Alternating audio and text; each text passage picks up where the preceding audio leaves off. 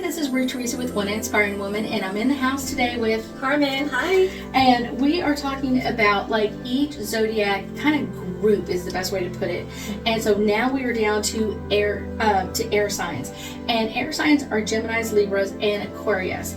And so during this Mercury in retrograde, one of the things is kind of really clear communication. Sometimes especially Geminis think that they're clearly communicating, but they're not.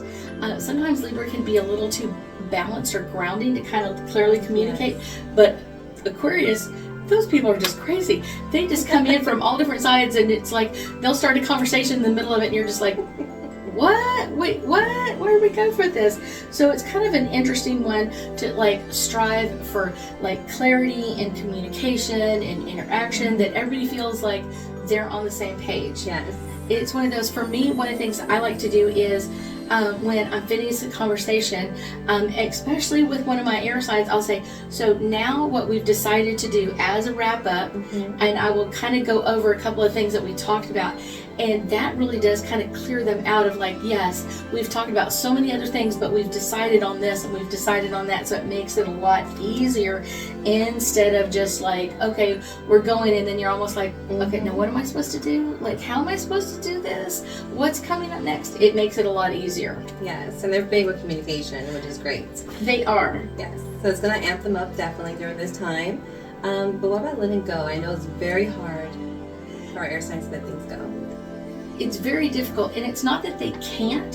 It's one of those, and it depends on like how strong in the sign you are. And I don't mean anything. Sometimes people are like to the letter, they're exactly the sign, and other ones are not. So it's one of those. It's important to know that you can let things go, and that will really kind of push them into making new choices and kind of letting things go that haven't been working for a long time, and they've been kind of like pulling that along with them, like, yes, I want to change this, but they're not doing everything to kind of like let this go. And this will be the best time to letting things go during our Mercury. Yes. It's going to help you more if you really set your mind to it and plan it out, and you should be able to do it. Yeah, for sure. So one of the things I will say is definitely for our air signs is there's two stones that you really kind of need to get. One of them is fluoride, because that's going to really help with decision making. Like, it's kind of like, should I stay or should I go? It's going to help you make those decisions. Should I stay in this relationship or should I go? Should I stick with this or should I let this go? That's going to be really helping that mental clarity of like, what should I do? How should I make these decisions? Now, the other one is smoky quartz. Smoky quartz is an amazing one. And I will say, kind of the interesting part is about detoxifying.